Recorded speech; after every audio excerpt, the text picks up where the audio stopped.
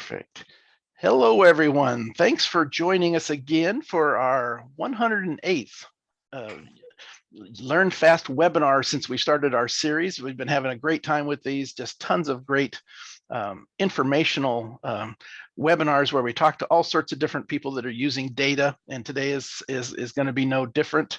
We're inviting today our co-host David Smith. David is going to be here, and this is his second time that he's done one of these with us, and it fits right in with the theme of doing these webinars where we talk about data, we talk about this technology, and different ways people use it. And this one is special. Even though we don't have a ton of our viewers, at least live, that are watching these that race karts, or even race karts on the dirt, as we're going to talk a little bit about today. But the interesting thing is the data is the data. It's the physics, it's the reading of the data. And one of the cool things that I have found by working with and have raced a little bit in oval myself, and then with my son a little bit, is it was interesting working in the data, because what you're shooting for is small gains, and a small gain for those people that are used to looking at data and on a road course, or in a UTV, off-road UTV, and some other things. You find a tenth, and you think you're doing well, and you are. What David's going to talk about today is small gains are big on short tracks, which translates down to he's looking for hundredths. And because it's 11-second lap, and very, very short, and if he can ever find a tenth, that moves him from being the last place qualifier to being in the top 3 or 4, right? So these are they're working hard. David has been working hard, learning more and more about data and ways to apply it, and has become an expert in this field. And it's interesting to watch how most of us are thinking of these gains, and then he's looking for these hundredths, right? And so tickled when you can consistently find a hundredth or two, and continue to build those up and go from the back of the pack to the front of the pack. So it's pretty cool. So that's what we're going to talk about today, is digging for speed with data. Small gains are big on short tracks, and that's kind of how we're going to wrap this up. But we're going to show how David uses data, and in this world of circle track racing, and specifically kart oval, and take a look at it. But we thought we'd introduce David first and get a little bit of an idea. Again, it's his second time of being here. David is the owner of KartSpeed Solutions, and he's been started, was a longtime racer. He started racing when he was 9 years old. Been dirt oval kart racing since 1990, 31. I thought he was only about 30, so a little surprising. But has a couple of sons that are racing in dirt kart oval racing now. But then he started KartSpeed Solutions, and what he's doing is he's helping just tons of people out there getting quite a name in the dirt oval kart racing world. People are calling them for help, and firmware updates, and adding pieces and parts to their systems, and learning how to use data better. And that's just such a wonderful thing. And we love to have people come in and share how they're using these things. So we'd love to have him. Second time co-hosting. David, thank you for coming. I appreciate all the hard work. Tell us a few more things about you, if I haven't covered your entire life story so far. You came close. Thank you guys for having me back. I really enjoy being here. Just kind of like what you said, Roger. I started racing when I was really, really young. Had a love for it, and kind of have done it for the past 31 years. I appreciate you saying that I only look 30. That used to be an insult when I was in high school. Now It's a welcome compliment. Yeah, I hear you. I used to get that same thing. I don't get that anymore now. But love having you here. Love talking with people that are from the dirt kart oval, but also making that connection that if we're looking at it on a flat track, data from a flat track motorcycle, from a dirt kart oval, from a spec Miata, from a motorcycle racing around Daytona, it's all data, and it's interesting to always look into what other people are doing, figure out a few things that they're doing and the way they're doing it, and then applying it to our own needs. So thank you for coming here. It's always great to be chatting with more of our dirt cart oval, where we our hardware is used almost across the board in dirt oval, and somewhat underutilized when it comes to the data analysis side. So love that we're doing this, and maybe we get some more people looking a little bit deeper at their data to make their racing easier and faster. So perfect. So the presentation that we're about to do, you'll have a link in the chat box for those of you watching live, and if for those of you that are watching later on YouTube, if you want to have a PDF version of this presentation, go down to the description box. Typically it says show more, and there'll be a bunch of links that we'll be sharing in the chat box live for folks. All of those links and the presentation download link will be in the description box in YouTube when you're watching this later. So all of that stuff will be there. Thanks for taking a look at all that stuff, and let me know if you need anything else.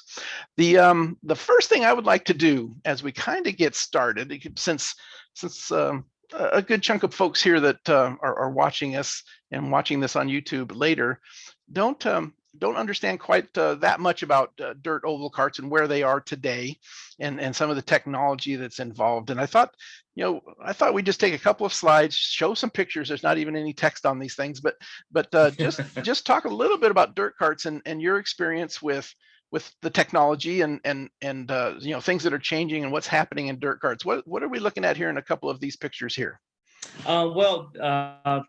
These pictures here are, one is my oldest son on the grid, about to go out for a race at one of our local tracks. Most of the tracks range anywhere from 1/8 of a mile. Some of them are 1/4 mile.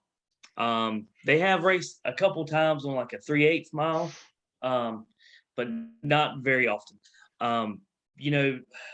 Data for me, the big problem I find in racing, and I don't know if this is just go-kart racing, but in motorsports in general, is there's a lot of, I don't want to say urban legend, but there's a lot of opinion that's not really backed up with fact.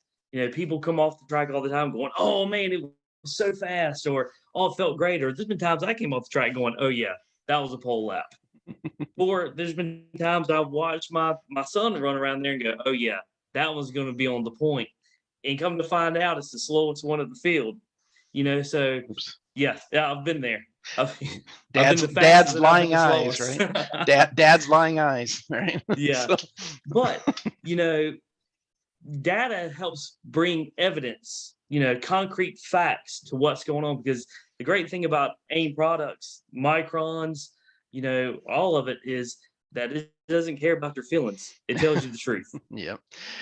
We have that saying here that we talk about all the time, is in order to make good decisions, what happened, where did it happen, why did it happen, right? Exactly. And it's the same whether or not we're running at Road America or Daytona or at the local dirt oval here. So the process is about the same. What's going to be interesting is when we're going to jump in and look at a lot of live data today, and to start to look at some data from a dirt cart oval and see what looks like these big differences in speed, but because of the way the tracks work and the way these carts work. We're going to talk a little bit more about the carts, but it looks like there's a big gain, and when we click, you're going to see that it's like 0.7 of a mile per hour, and and it's making up these hundredths that we're looking for. So but that is big. It'll be fun. Yeah, and it turns out it's big, right? So the carts. Back to the carts a little bit. You can see by this, number one, they're sleek and they look cool and all that stuff, but the driver's offset to the left. Let's just go to the next slide. You can see how much technology is actually built into these carts, where here we're looking down on this chassis. And what the interesting thing about karting, for those of you that have played a little bit in everybody here plays in motorsports, but if you've ever played in the carts, there of course there is not A-arms, there's not springs, there's not shocks. The entire cart chassis is your suspension, and it's all about if you look at these Big carts, spring. yeah, everything here is just a big spring, and you're trying to get this thing to lift and twist and move, and you notice that it gets narrow at certain spots because you want the front to do something different than the rear, just like you do in your sports car, or in other forms of motorsports, the waist, as they call it. And then there's bars sometimes where, in fact, you can see it right there. I think maybe that's a seat mount, but they're some of these things, they've got bars that you can loosen a clamp, and it kind of acts like the bar gets loose in there, and all these tuning aids to make these things work. And then, of course, where the axles are, and the axle flex, and all of that stuff. Karts are more complex than many folks that don't race them believe that they are. So Right. There's a lot of technology that goes in, because every single tube matters. Yeah. The placement of the tubes, where they're welded at, where they're not welded at, things like that. Yeah, and the material they use, and the thickness, and and that little cross brace right there, that means something, and that's going to tighten up and do different things to the cart. So I did want to just show a few pictures for those that don't race carts, and just get an idea of something of what we're looking at here. So Yeah. and I know David has been talking about he's still using a Micron 5, and we're going to see some information about that. But there's maybe some other things in the future that he wants to measure that maybe we need to step up to a little bit of a different AIM product, to give him the capability of doing maybe a little bit more. So the rabbit hole always goes deeper. Yeah, and everybody here watching watching on YouTube later that has started to work with data, there's this surface bit of information, and then I know that, but boy, I'd really like to know this, and if I need to know that, I need to add this sensor or think about it in a different way, and the rabbit hole just gets deeper. Yep, exactly. Yep. Yeah. Perfect. The I want to jump right out, and by the way, those of you that are here live watching, if you have some questions for David, and looking at the data we have, if you have some questions about what we're looking at, or anything, drop us a note into the question and answer box. And but meanwhile, keep on chatting in the chat box like you are. That's great fun. But if you have a question you'd like David to answer, go ahead and let us know there. So let's bring up, boom, there's some data. So what we're going to look at, and we're going to look at it in a couple of different ways, but give us an idea, David, to start with. We're going to start with this run 2A is what we're calling it. We're going to follow the same process we followed in the past month and a half of seminars, webinars, which is, we're going to basically open up a data file. We're going to kind of take a look at it, and then we're going to open up a second one, and we're going to see some differences, and we're going to talk about and understand how we use the data to find those, and then what the difference in the time was. So this one here, what kind of a cart, and not by brand name or anything, but is it a junior? Is it a senior? How big is this track? That kind of thing. This is a adult driver. Okay. This track is about 1,050 foot. Here it's a very high speed track, very wide turns, little bit of a straightaway, but more of like a bowl shape. They don't lose a whole lot of speed. This track is very draft oriented. In this particular day, this was a test session that we went out to make some adjustments to get a go-kart better. And go-karts, kind of like you were talking before, they have their own personality. They have, it's almost like their own little ecosystem, because whoever designed the go-kart had their own philosophy in mind. They wanted a go-kart to work a certain way. That's the reason why they're kind of designed like they are. So one thing that was interesting about this one is when we went out and started making a few runs, we noticed that the lateral G graph didn't really look, the shape wasn't what I was looking for. The go-kart seemed, unsettled. The driver came back saying, it just didn't seem like it was at any point he could take a ride to the fence. It just didn't feel like it was underneath him. Started looking at it and didn't like the way it was sitting the right sides into the track. How when the lateral G, when the go-kart loads up, is how it plants the right sides, because that's the force that moves weight, because weight follows grip, or weight transfer follows grip. And the lateral G is the force that applies that grip. And it just kind of wasn't just wasn't really what I was looking for as far as like shape wise. Didn't want to roll over and stay rolled over. Yeah, let me explain real quickly, just for a lot of the folks that are watching this. Our road racers, they turn left and right. Let's just so they understand what they're looking at here. This is our lateral G. It's your basic lateral G, just like everybody, just like we would normally see, but it's scaled in a funny way because it's a circle track, right? So it's all negative values, and so if I put the cursor down here, he's in the middle of the corner, and we're at almost negative 2 G's, right? So as he's going up the straightaway, as David mentioned, it's really an oval. It's not even it's more of a bowl. It's not, the straightaways aren't much, because boy, the minimum G that the driver felt on the straightaway was minus 0.46, about basically a left-hand turn, half a G was the least amount of G that he got to right up in this area. So if you're looking at this lateral G trace and following along with us, that's why it looks a little bit funny. It's all negative numbers because it's a left hand only. And then the mile per hour, there is an acceleration run here up the straightaway, and then there's a little bit of slowing down into the corner just by the car going. But these are in 1 mile per hour grids, so really there's not much. The low to the high here, if we use our typical little command here where you click on the channel tag, if you've got these highs and lows turned off, like I like to, the minimum speed 58.9, the maximum speed 61.8. So there's not a big difference here, like you mentioned, the kind of super speedway type of racing. You're flat to the floor and you're just rolling through the corners and getting as much out of you can. I thought it would be great to kind of set up the what the screen looks like for those folks that haven't seen the oval track data. So perfectly. So we've got this display here. You've talked about where the driver didn't feel like the cart was into the track. And by the way,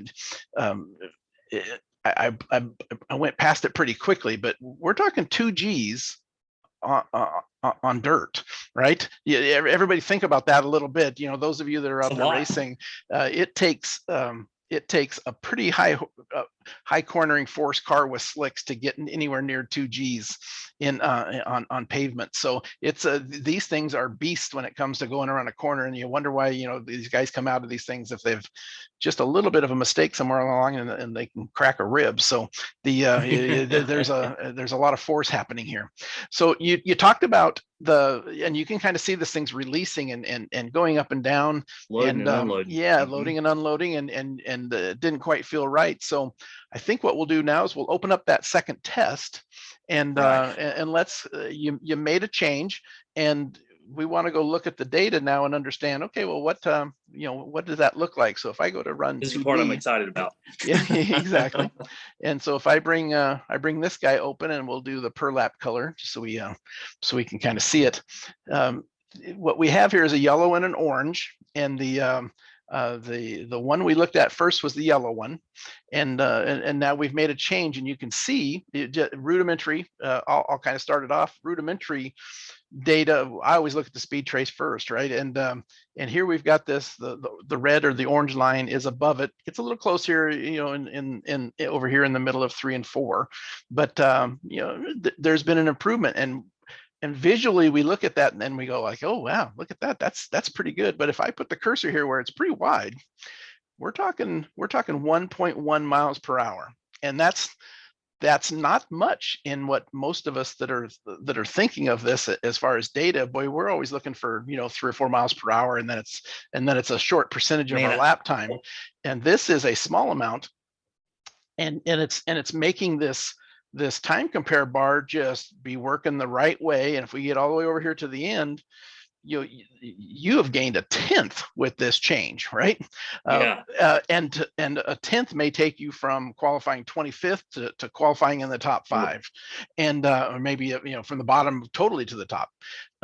talk to us a little bit about what you see here. And now that I've kind of set the plate, Set the tone. give a little bit of an idea of what you see here and how this helped the driver, and maybe a little bit of background of what did the driver feel it? Did he those kind of things, and the time difference. Well, going back, where the driver said it felt like the go-kart wasn't making enough grip. The go-kart was unsettled, which you could see it in the lateral G trace around like 1 and 2 or 3 and 4, how it loads and unloads, just like Roger said. This particular chassis was very stubborn on using the right side tires. It didn't want to roll over and use the right side tires and put them, what we call, in the dirt as much. So what we decided to do was drop a lot of left side percentage, like upwards of 2% percentage. And that's the only change that was made. This test was done, and to a lot of my kart racers that might be listening in, same tire pressure, same gear, no chemical on the tires. The tires weren't even washed between sessions. So everything was exactly the same. The only change that was made was we dropped left side percentage. And as you can see, again, small gains are a big deal, because I mean, I wish I could find 3-4 mile an hour, but I'm extremely ecstatic over the fact that it gained a mile an hour. And really, what I really started looking at, Roger, if you could, please let me move this little thing here. If you could go around the 250 foot mark to about the 450 foot mark for me, and zoom in, please. Okay, let's do this. I'm gonna go back just a little bit more than that, but then a little bit after. But there you go. There's 250 starting right about there. All right, now click the channel tabs for me on run A. Just on run A. Okay, so we just want to look at just that one. Okay. Yep, and then look at the highs, lows, and the average. And this is where it really started. I started noticing it. Like, the high is 197, the low is 149, and the average is 175. Okay. If people don't realize that you can do this, this is a pretty cool little trick, that once you zoom in and you have these turned on, that third value is the average. I see so many people always just want to see, okay, what's my peak G's, right? And that's a good number, and that's something worth talking about. But boy, to take this percentage, this third of the corner or half of this end of the track, and say, what was my average G's through the entire thing? And that's what David is kind of created here with a process that really helps him and understand. So okay, continue on. Talk about a little bit. You got to this 1.75 number. Right. So in run A, this is the average was 175. Yeah, because the average is more important to me than the max. If a cart spikes a G, and that's all well and great, but if it unloads immediately after that, it doesn't do me any good. But if it can roll over and hold the G, that's where it becomes beneficial in my eyes. Yeah. So you're also fighting, and I hate to keep interrupting you. No, go ahead. But you're also fighting while they are prepped and they work hard at making sure these dirt tracks are nice. As everybody's running, sometimes you got 300-400 carts out there in an afternoon, right, that are running on this thing, and sometimes you end up with holes, or you end up with a dry spot, or you end up with a big old cushion that you get up against, which ends up not consistent, so that you can end up with a kind of a shock spike as far as a peak. But boy, if you're looking at the whole corner and you got your average G's are up, then you got something you can kind of hang your hat on, right? Okay. Yeah, because this dirt racing is like hitting a moving target. Yeah, I mean, not only with the go-kart, with the temperature, with the track changing. I mean, sometimes it's like you're moving and the target itself is moving as well. Exactly. Perfect. But okay, so we looked at the minimum and we looked at the average. Now click over to run B. Okay, and click that. Now we've jumped up. The minimum has jumped up to from 149 to 155. And here's where that's important, because now when the go-kart is coming out of the turn and it's starting to become unloaded, like it should, about to hit the straightaway or what it's supposed to be a straightaway-ish. Now it doesn't have that left side, all that ballast weight on the left side pulling the right sides out of the racetrack. Now the go-kart is able to sit more on the right sides, which produced a heck of a lot more speed because we were able to go the kart itself was producing more grip itself, which is big. This is big for me because again, small gains is where it's at. Yeah, perfect. And then because of that, and now if we bring them both up together, right? Even in this one small section, now that little difference here, that time compare bar is just climbing as the driver is heading through that corner, and and it's 500ths, right? But now you've got your good speed coming off the corner, your 0.6 better coming off the corner. That's going to hold all the way until the driver turns that wheel and reloads that kart up into the higher G part of the corner, right? So for the next one. See, this is where it gets me excited because before we had this kind of technology, you might have been 4, 5, 6, 7 hours trying different things, trying to figure out how to build bike. Now I'm able to zoom in and go, hey, that's the problem. This area is the problem, not just a whole lap, And that actually was a question. And then we've got a couple of good questions in the Q&A box that I will feed to you here in just a second. But all right. The first one is, this is a difference, right? And it's a big difference in where it's going to put you on the lap chart. Let's say this is qualifying. It happened to be testing, but we're looking. How much in this particular instance was the driver able to come off and say, I think it was better, or boy, that was way better, or is data opening up a new window where you can actually see these things and the driver doesn't always give you, perfectly spot on information? Right. So in this particular situation, the driver come off elated. He was like, I can feel it accelerate better. I felt it, come out the turn. The go-kart was way more underneath me. It was way more drivable. Like he was elated. I've been in situations where the driver, because sometimes, man, again, this is like any kind of form of racing. It's a high pressure situation, and you're making split second decisions. These go-karts don't take a whole lot of steering input to turn or make the go-kart rotate. I mean, we're talking, a couple percent of steering input. Well, with that happening, I don't care if you're Dale Earnhardt, Richard Petty, or Al Unser, nobody's going to be able to tell a half a degree of steering angle difference, when they're driving, full out. Yeah, that's very hard. And this is where, you're able to kind of go back and go, well, the driver is saying this, the data is saying something else. Let's find out why is there a difference.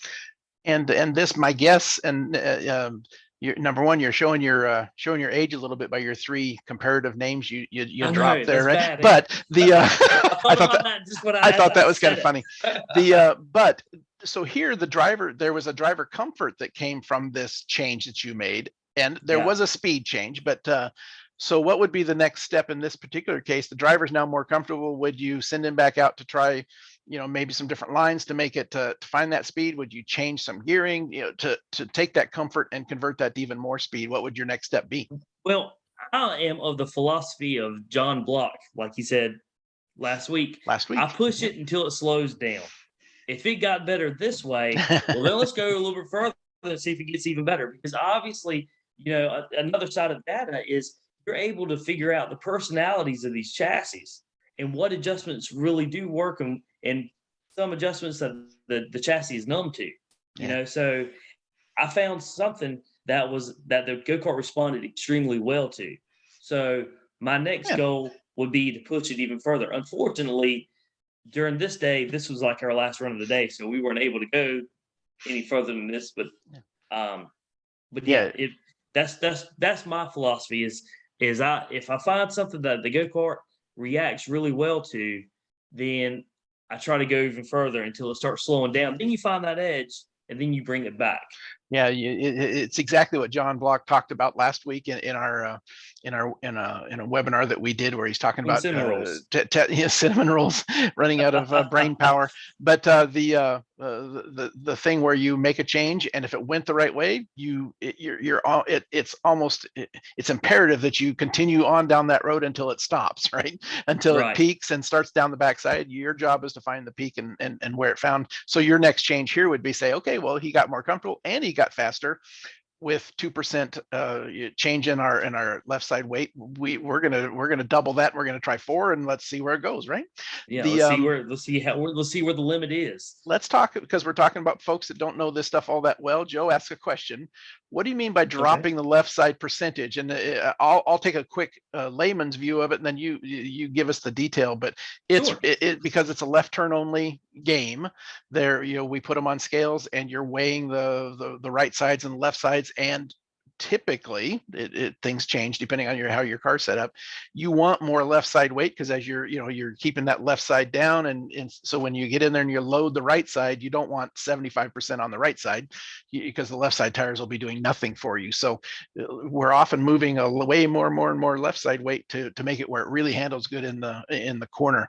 What you found on this chassis was taking away some of that you thought you wanted helped. Right. Is that what you mean by left side percentage? Is Yeah. just the basic weight Well, on the left two tires? right, because we're left turn only, oval racing.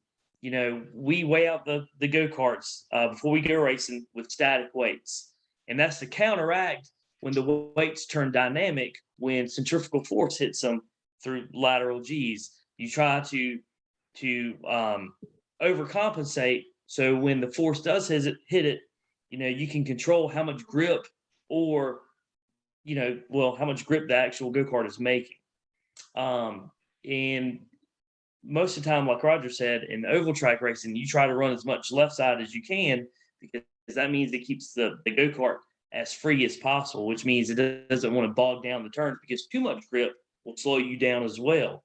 You got to have the right amount of what I call the right kind of bite, which is not too much bite, but enough to create the forward bite so the go-kart drives up off the turn. Exactly. And doesn't slow it down the straightaway. So there's this balancing act, and then there's the whole thing that Kyle is kind of talking about, as part of his question is, okay, now you're balancing that out in your mind and in your calculation of how you set this up. And then is this a bank track? Typically, yes, it's going to be at some level, but they get even radical. So the bigger question here is how much of the work does the left side tires do? You and I were chatting over yesterday and before even, that some chassis manufacturers will try to make the left sides do more work, right? And it's just a variation, and some drivers like more left side weight and have those left side tires do more work. In your basic understanding and your general, how much work are you doing on those left side? Let's talk about the front and the rear. Yeah, well, it depends on the racetrack, right? It depends on the situation. It depends on the time of year. Is it hot outside? Is it cold outside? And it depends on the design of the chassis. What was the philosophy built into the chassis, just like you said, Roger. These designers, they've been racing for years too, and they have a certain way. If they go, I really wanted to drive more off the left rear coming off the turn. I want the transfer of the weight to sit back harder on the left rear, so I'm going to move the tube here or there, because I think that's where forward bite comes from, and the go-kart's going to be fastest. And it kind of goes back to the data, where the data is really helpful, because you can look at constants. I hear Roger talk all the time about constants, where you can look at, well, how many feet are the racetrack? What's the shape of the turn? What's the radius of the turn? Yeah. All that stuff, factors into how much left side weight I run on a go-kart. I'll give a quick story, and I don't have the data here. I didn't put it in the presentation. And this is my own personal data, so I don't mind sharing it. We were at a racetrack that's got really, really wide radius turns. Like, for instance, the track we're looking at today has the radius is about 120, 121 foot. The track we went to had a radius of 142 foot. Even The more banking open. Yeah, more wider, way wider. The banking at this track that we're at right now is about 3.5 degrees. The banking that we went to the track we were at was at 7 degrees. Oh, Yeah. And typically the rule of thumb is the flatter the racetrack, the more left side weight you run, because you get a whole lot more force to want to put the right sides in the ground. And a bank track, the less you run. Well, as you can see in this racetrack, our max G was 1.99, right? yeah. Yep. At this track, our max G was only 1.54 because there wasn't the force there to put the right sides on the ground. So I had to make an adjustment because the left sides were doing, again, too much work. Too And much I had to drop the left side. And as soon as I dropped the left side, I picked up a 1/10.5, which again, small gains are big because that took us from being in the B main to the A main. Yeah, small change would makes a big difference in here. The Kevin asked a question that I think fits in here, and I don't want to get too much into the technical aspect of oval dirt kart racing beyond the data, but this is an interesting question because we can tie it back to the data. Does more lateral G equal more forward bite down the straightaway? And as a matter of fact, it may even be the opposite, right? You would think that you would just search for this lateral G number and find that peak, and okay, we're best, but that may bog it down, as you're just talking about a little bit ago, at your exit speed coming off because it's so loaded up. So it is this weird balance, right, of trying to figure this out. Right. Yeah. It's that constant, you're trying to find that fine line where I have just enough grip that the driver's happy and the go-kart is fast and producing speed, but not too much grip where it's taking speed out of it. Because if you get too much bite and the go-kart gets too loaded, right, it doesn't want to roll down the straightaway with what we call in car racing roll speed. Yeah. So. Interesting. Well, the BZM 31S, and I know when we were in sprint kart racing, left and right on pavement, moving the driver around, moving the seat, even with the driver maybe leaning a little bit, maybe pushing on the steering wheel in a certain way, would make a noticeable difference sometimes. Is the driver weight shifting a bigger or smaller effect in kart racing versus road racing? Does that, it's such a small package that, boy, moving the driver over a little bit is going to change that left side weight or that rear percentage, pretty big, right? The most moving weight that you have is the driver's body mass, because ballast weight like lead weight and things like that doesn't move like your body mass does. Yeah. So if I put left side percentage on the go-kart through lead weight, it won't roll over as well as the driver's body mass. And the driver's up higher where there's more of a leverage factor on top of it. So all that, you have to take the driver's, body shape into concern, how you mount the seat, how high you want him, how low you want him, to kind of counteract that, because you want to cut out all the variables you can't control and try to make everything as controllable as possible. Yeah, interesting. Just like any other form of motorsports, right? Fun stuff. Yeah, let's jump back into this data, into the presentation really quickly. And I want to jump to the next data set, but I want to kind of set it up with a couple of slides and talk about what we're going to look at. This will be I think this will be very interesting for folks. It certainly was for me, just to look at some different things. But you guys are running Micron 5s on your kart. There's David, and I think one of your sons there. Yeah, that's when Gavin first started. There you go. And proud papa there. But he's using a Micron 5, and gosh, when I first met David, you were using a Micron 5 and you were just learning some different things, and then you quickly had some things you wanted to know, right? And one of them was tire temperatures, something we've talked about here in these webinars quite a bit, but more on a pavement. And we've got Matt in the chat box here, and Matt has done some webinars on tire temperatures. So the Micron has the ability to expand with a Micron expansion and do some different things with that, or we have a kit that's available that is a Micron 5 tire temperature. And David shared with me a couple of pictures on some kart he was working on where he mounted the sensors where we can point them at the tires.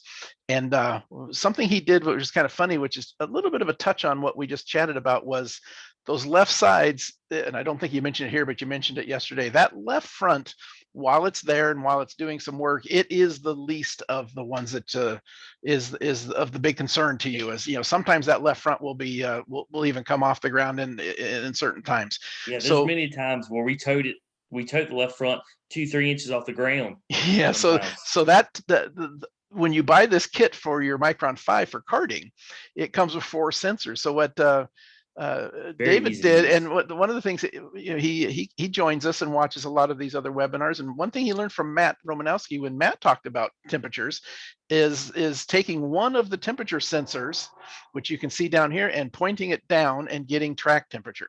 So that's Yep. what David did. And since the left front wasn't something he was terribly concerned about, it's off the ground most of the time. He took his fourth and he put it down to the track temperature, which we're going to see, which is just an interesting thing to me, and a nice cool tie to you watching some of our other webinars. So that's kind of Yep. cool. I was gonna give a shout out to Matt. You beat me to it. Yeah, That's the Matt exactly. Romanowski special right there. Smart man. Exactly. Yeah, exactly. So, so what at the end of the day here, what one of the things you're working with, and one of the things you used to do, and something we talked about actually last week with John Block as well, was boy, reading your tires. There is this this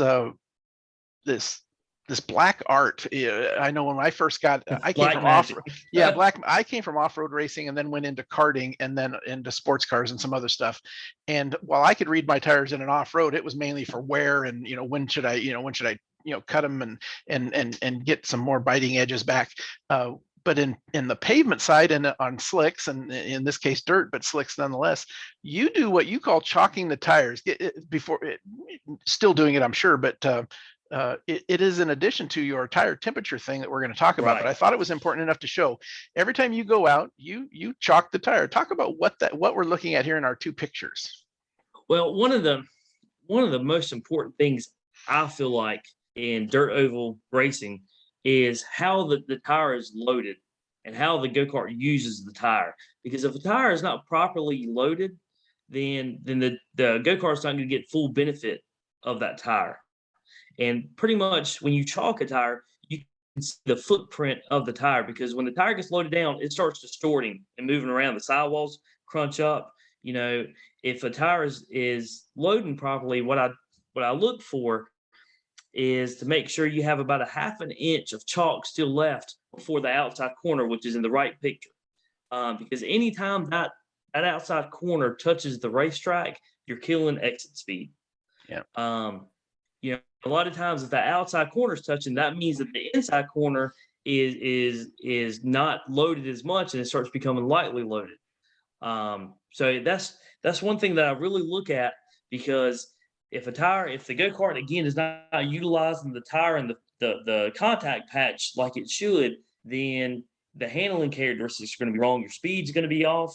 You know, it's highly important. Yeah, And it just gives you a visual to tie in with your data.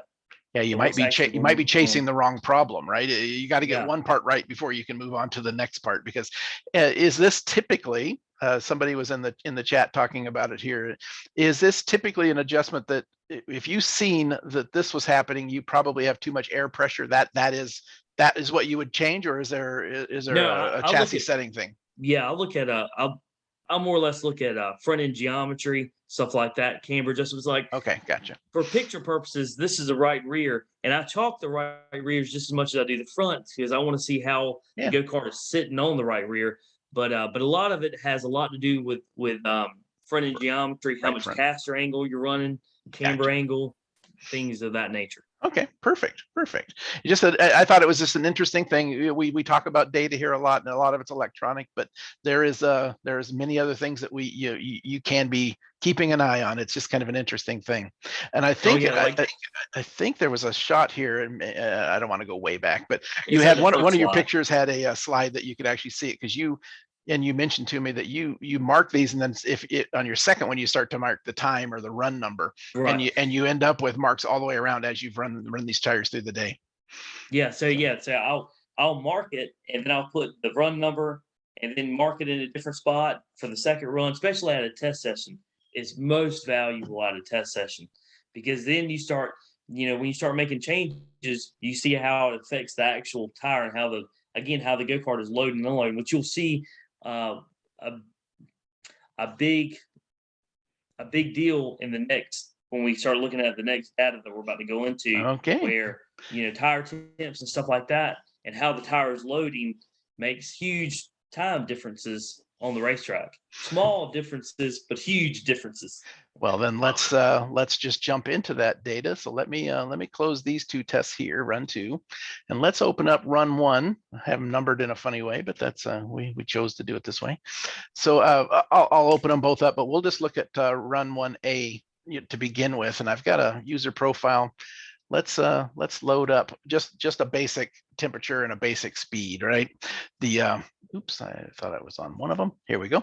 So here, what we've got here is it's I think it's a different track, right? But it's similar, obviously. Yeah, it's a different racetrack. Yeah, but and then junior driver in this particular case, I think. No, this is an adult driver as well. Adult, perfect. And then so what we're looking at here is just the speed trace. And again, now we're talking half mile per hour grids here. So while it looks like there's these huge mile per hour gains, the top to bottom on this lap is 49.3 to 54, right? So 5 miles per hour. Everybody just it is always interesting to wrap our head around that.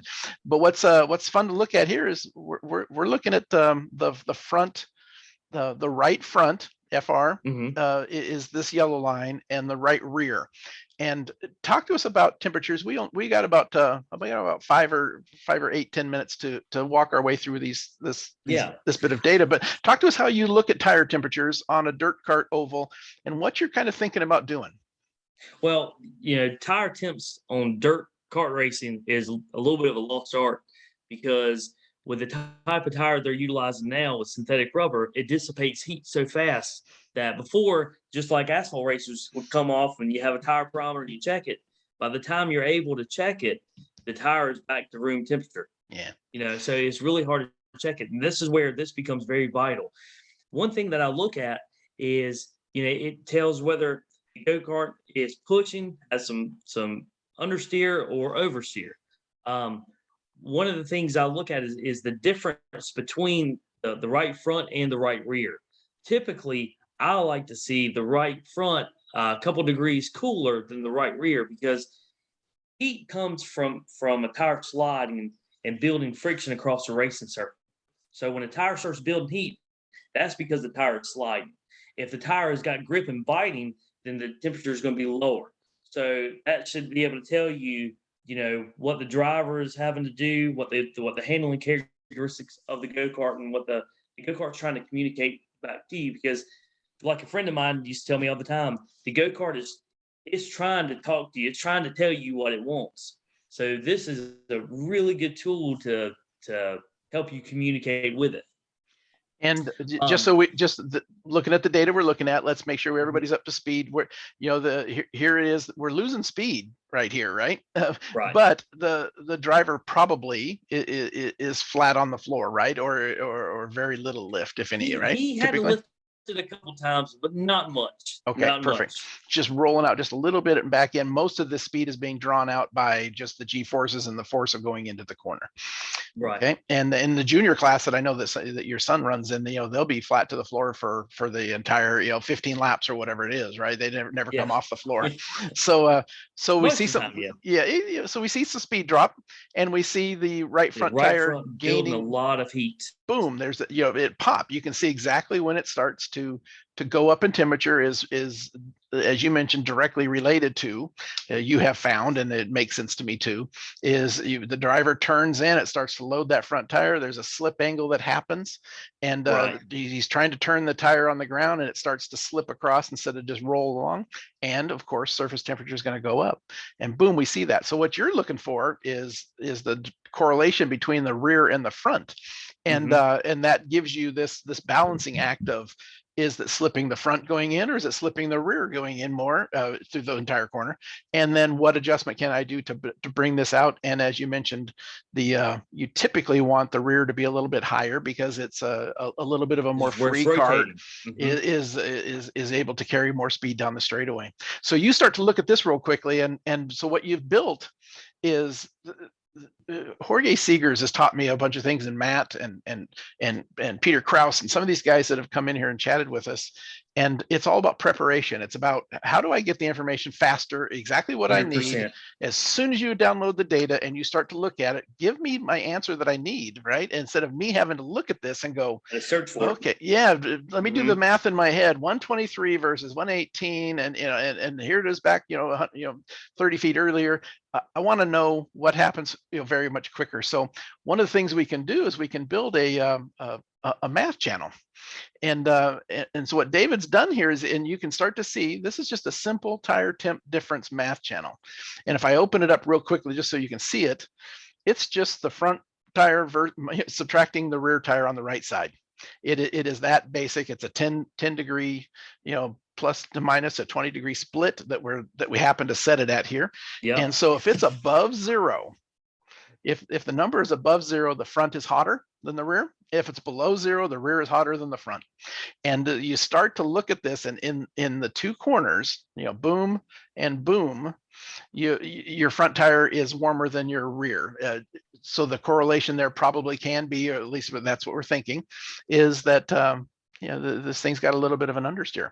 And is that what the driver might give you feedback on as well? Right. So yeah, in this situation, we were at a test session and we worked all day on trying to get the go-kart to load the tires properly.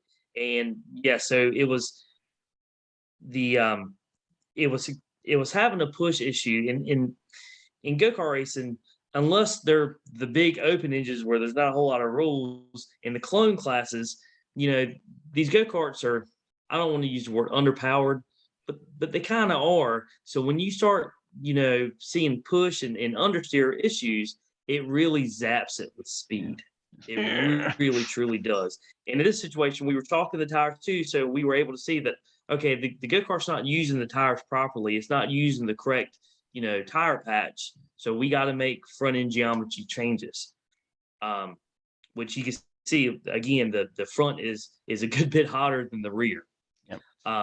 So in the second run, we ended up making a front camber change, and all that was the only change that was made was in the front end, the camber angles in the front two tires. Well, the right front tire. I apologize. And you can definitely see it makes a big difference. Yeah, look at the speed. Look at the speed. Yeah. Yeah.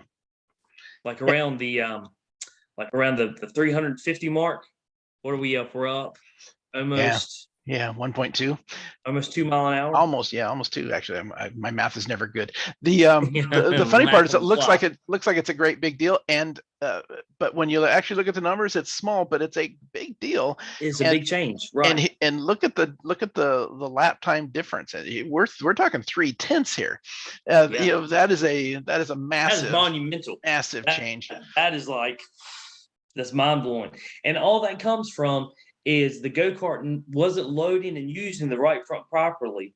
So we made a camber change to the right front, and all of a sudden now your temperatures, again, they're not perfect yet, but they're starting to get closer to it, and you can see the speed come from it.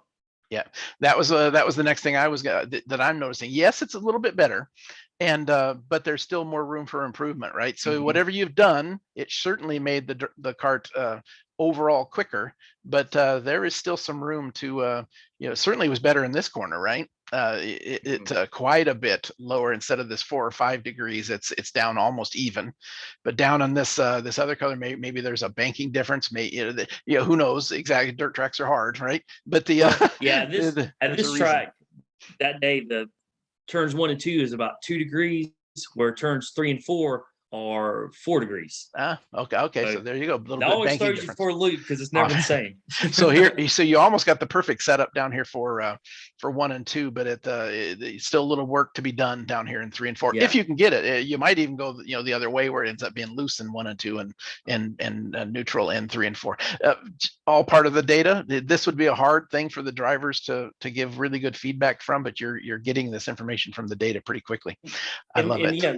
And look at that. So we're talking 1.2 degree change in difference. Yeah. Resulted in 3/10. Yeah. I mean, that's mind-boggling. Yeah, that's a huge change in your world, right?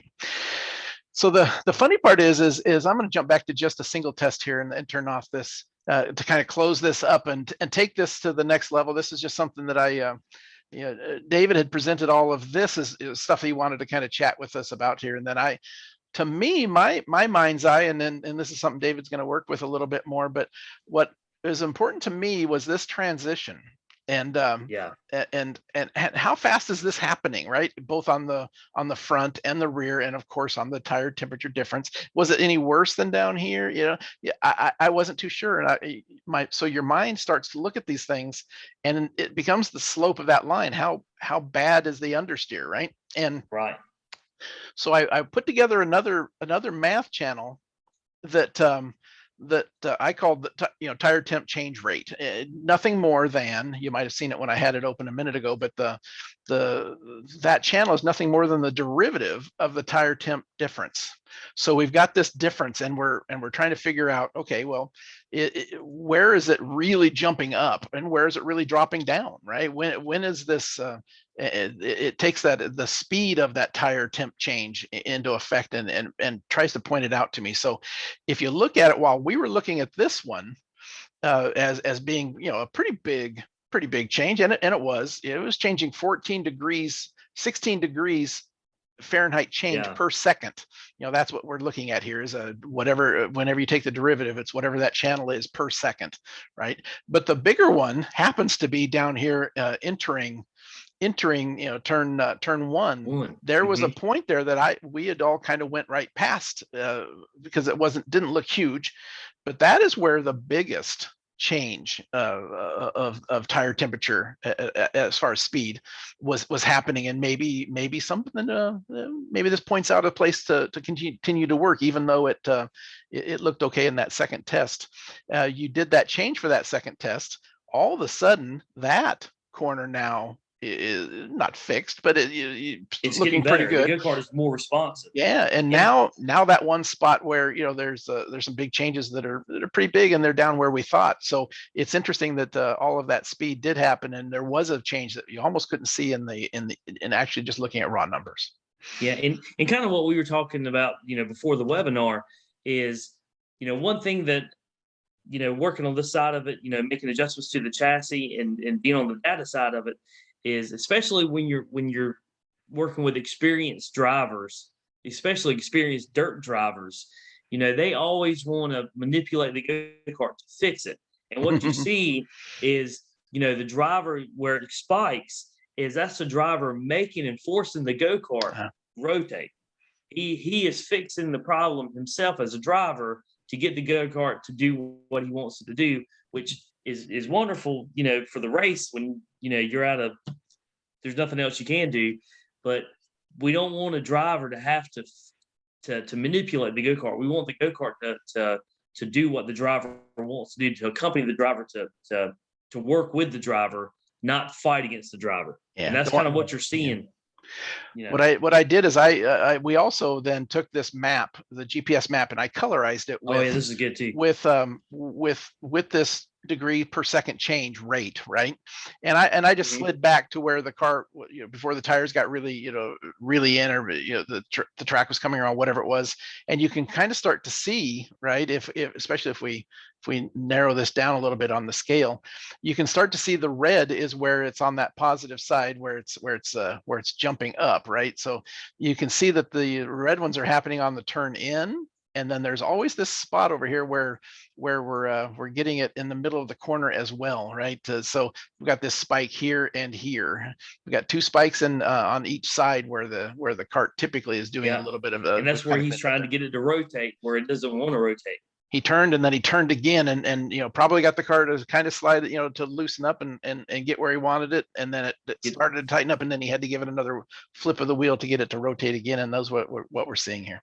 Yeah, interesting stuff. Kind of as we close this out, there's a couple questions. They both are basically the same question that we've got as we kind of tidy this up. What is I'll ask both of them. You can fit it kind of in, but what is the common temp range for these dirt kart tires? And I know you've worked with a ton of different, brands and different tires and different compounds. But that was from Matt. And the other question from Bruce: is there an ideal tire temp that the manufacturer recommends? Where do you see these? Are they all over the board, or is there a number that you're kind of shooting for? I mean, it does vary on track temp and time of the year, but they usually range anywhere between 90 degrees and about 130. I haven't seen anything hotter than 130. Okay. As far as the ideal tire temp from the manufacturer, I wish I could say I was very studious and started making those phone calls, but I have not made those phone calls as of yet. Okay, I'll buy into that, and maybe that's one way of doing it. But you are studious in finding out what is equaling the most speed based on those tire temperatures. So, and let me get into this too.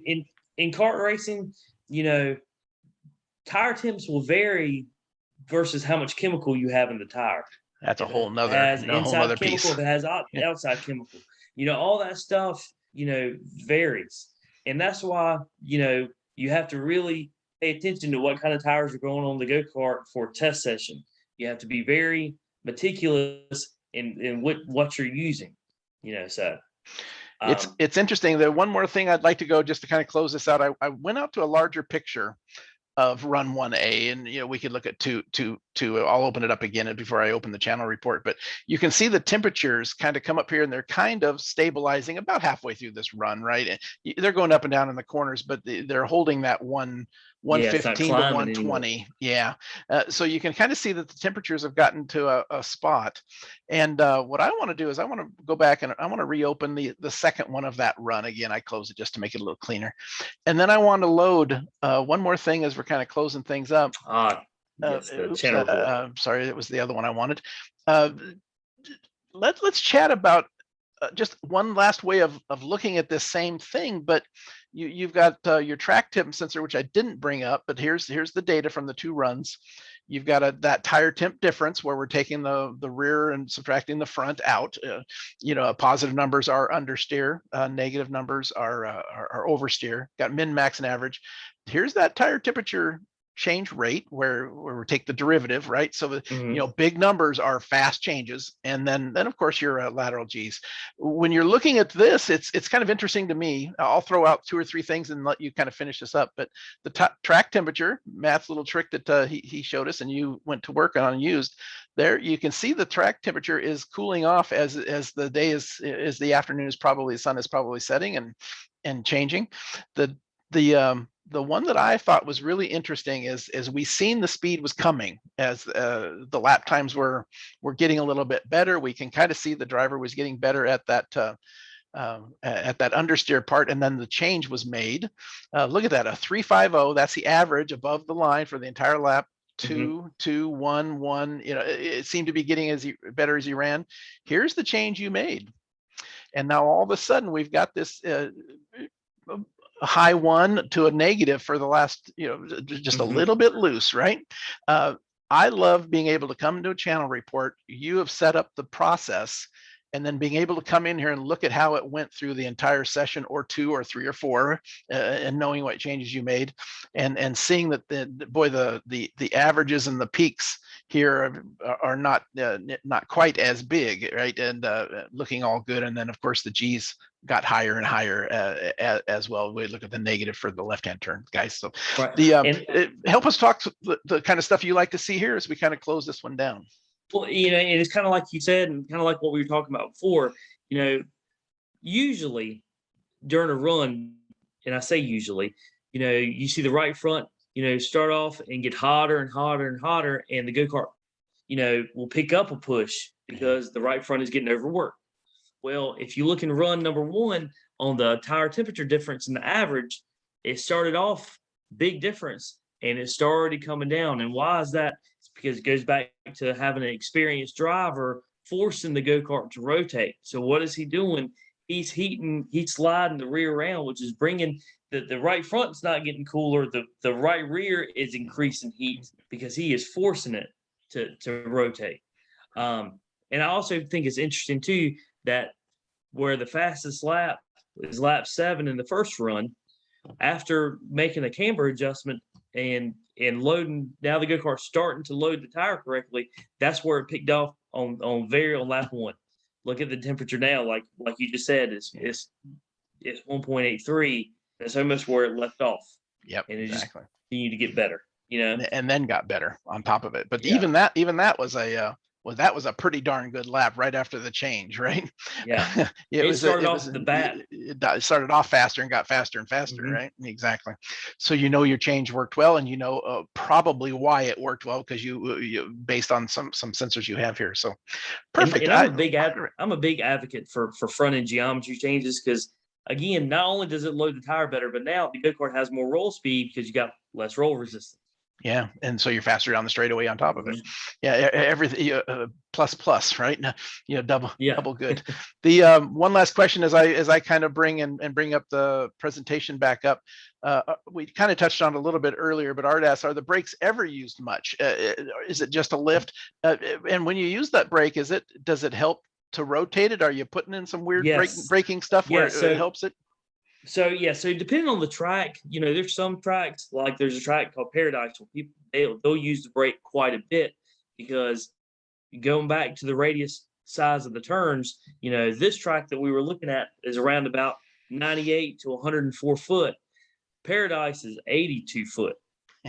So it's so narrow that they have to use the brake a good bit, very much like a road course go-kart, to slow it down.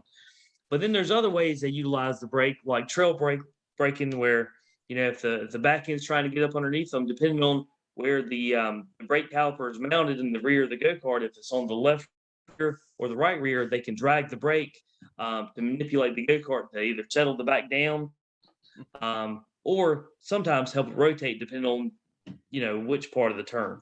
How aggressive the driver is with it too, right? Yeah. So yeah, I know a lot of drivers that like to set the go-kart up a little bit looser, and they'll just drag the brake to set it down because they feel like it's faster. Interesting. It's all about that physics of moving weight around as you're going into the corner, right? Perfect. Let's kind of close this up with a couple of other things. I think we got most of the questions, which was kind of cool. The this video will be up within an hour or two. Looking forward to having David share this with anybody that those of you that are here today, if you know some kart racers that are out there running that maybe don't know that much about maybe some other ways of using data, please share this with them. This would be great. I think it's fantastic as people are starting to learn a little bit more. It's our 173rd video that we have up on our YouTube page, and it's just a growing wealth of information. Thanks to folks like you, David, that are helping us co-host these and bring different information out. It's a great thing. So, well, I appreciate you guys having me on, man.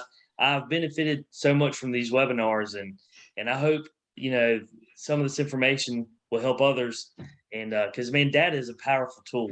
It will open up worlds of difference. Yeah, it helped us in our race team, and it's just to be able to create more speed and have more information to make better decisions. Yeah, and it's kind of an interesting tie between a dirt kart oval and a Porsche running around at 200 miles an hour at Daytona, right? It's doing the same thing, and a little gain in your world is they would think, okay, it's just 100th or whatever, but boy, it's a big difference. You're out there for 11-second lap, they're on a 2-minute lap, right? It's they would love to have that drawn out over across their 2 miles. So the we're always out there for you. Give us a holler if you don't see us at the track. I always like to say that we're a customer support company that happens to sell racing electronics. We're out there. We'll do everything we want. And it's great to have people like David and many of our other co-hosts that have joined us that are out there helping people learn these things. And we really appreciate about you, David. You're out there helping folks that maybe we don't get to every weekend. So it's a win-win for everybody, I think. So it's a great thing. Definitely. If you see me at the racetrack and you need help, by all means, let me know or send me a message on Facebook. I'll be more than happy to help. Perfect. Next week, Next week, we're going to have Chloe come back and join us. She has been a big hit for everybody. Everybody that watches her webinars, I get tons of feedback. She is going through a process, something like what David is. David started last time with how do you mount your Micron 5, right? How do you, some basic things. Today we added some other sensors. We'll have David back in the future, a month or two down the road, and we're going to talk probably about we'll take that same tires and lateral G's and speed, and maybe we'll add some steering or some brake pressures. We're building, and that's what we're also doing with Chloe. Chloe is coming in, and she started off with, let's throw a solo on a street bike, a racer, road racing bikes, and then last time she added an ECU connection, and she talked about ways of looking at that data, and she's going to join us next week, and adding more sensors and continuing to build on the amount of data that you have and different ways of looking at it. We're so looking forward to having her join us again next week. So it'll be a great time. So to kind of just wrap this up a little bit, again, David, it's been great. The KartSpeed Solutions is out there for folks that are have some questions about this. I know you're providing some solutions for folks of firmware updates and setups, and helping them set up user profiles, and just chatting with folks. There's your email address down below, kartspeedsolutions@gmail.com. Contact David if this is something that you might want to chat about, and he does love what he's doing, and he's very good at it. So anything else you'd kind of like to say, David, to kind of close up this webinar? Yeah, again, I appreciate you guys having me on. You can email me at KartSpeed Solutions, or message me on Facebook. But I really appreciate you, Roger, having me on, and thank you guys. Yeah, absolutely, a joy. Again, it's a little bit having folks on with different forms of motorsports. I've been searching for. I'd love to have a hydroplane. Some guys that race hydroplanes, and I'm talking with some UTV racers and some of the different ways that they're doing it. It's but I think there's always something we can gain from folks that are using this exact same data in different forms of motorsports, and hopefully we showed you a couple today. So thanks everybody. I appreciate it. Look forward to seeing everybody here next Tuesday with Chloe. It's going to be a great time. Everybody have a great time at your weekend. Hope you're out there racing and having fun. Talk to you guys soon.